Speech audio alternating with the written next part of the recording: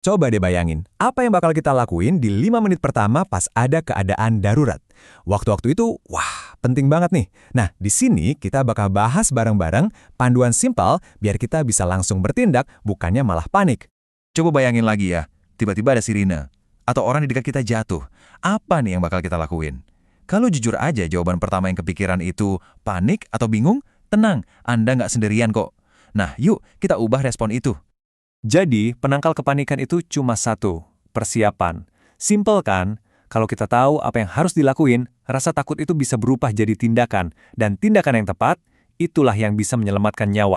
Oke, kita mulai dari yang paling dekat sama kita ya, yaitu krisis yang terjadi pada tubuh. Ada dua nih yang paling sering kejadian dan butuh banget penanganan super cepat. Luka bakar dan pendarahan. Pasti sering banget dengar kan kalau luka bakar diolesin mentega, odol, atau bahkan kopi. Stop, itu semua mitos yang bahaya banget. Kenapa? Karena bahan-bahan itu justru mengunci panas di dalam kulit, bikin lukanya makin parah dan bisa infeksi. Jadi, lupain semua itu ya. Jawabannya cuma satu, dan ini yang paling benar. Air mengalir yang sejuk. Caranya gini gampang kok. Pertama, tentu aja jauhin sumber panasnya. Kedua, dan ini yang paling-paling penting, alirkan air sejuk ke lukanya. Ingat ya, air sejuk, bukan air es, karena es malah bisa merusak kulit.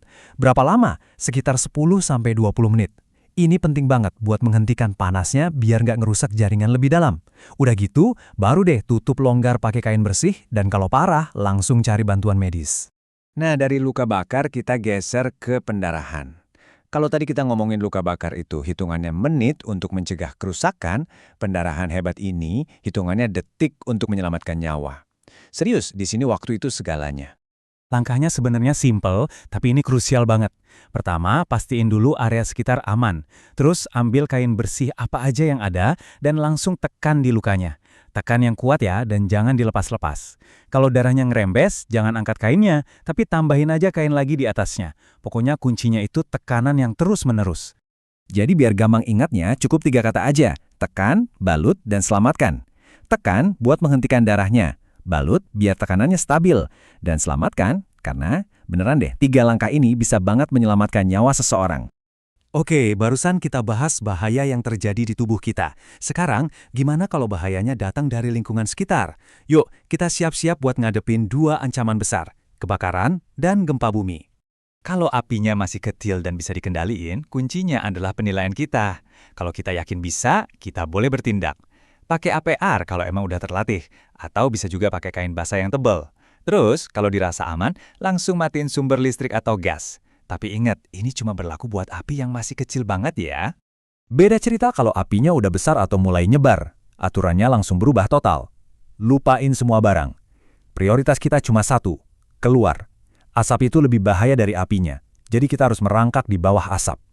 Pas keluar, tutup pintu buat memperlambat api.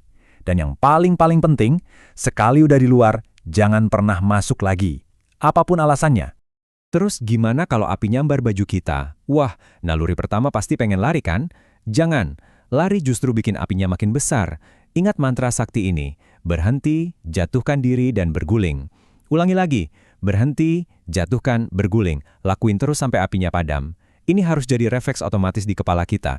Beda nih sama kebakaran. Kalau gempa bumi, keselamatan kita itu justru dimulai jauh sebelum guncangannya datang. Kuncinya ya persiapan. Coba deh cek perabotan di rumah, amanin yang berat-berat.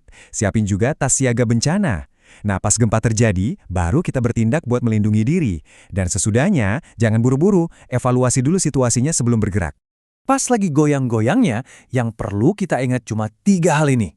Berlindung, lindungi, bertahan. Maksudnya, merunduk ke lantai, cari perlindungan di bawah meja yang kuat buat ngelindungin kepala, dan pegangan yang kenceng. Udah, diem di situ aja sampai guncangannya benar-benar berhenti. Wah, udah banyak ya yang kita bahas. Biar nggak lupa, yuk kita rangkum semuanya jadi satu panduan yang super simple dan gampang diingat. Anggap aja ini contekan darurat kita. Oke, ini dia intinya. Kalaupun lupa semua yang tadi, minimal ingat 4 hal ini ya. Kena luka bakar, langsung dinginkan dan tutup. Ada pendarahan, kasih tekanan langsung. Gempa bumi, berlindung, lindungi, bertahan. Kebakaran besar, keluar dan tetap di luar. Udah, cuma itu. 4 tindakan kunci buat 4 situasi genting. Simpel kan? Sekarang kita semua udah tahu apa yang harus dilakuin. Pertanyaan besarnya adalah, kalau amit-amit terjadian, kita siap nggak buat ngelakuinnya?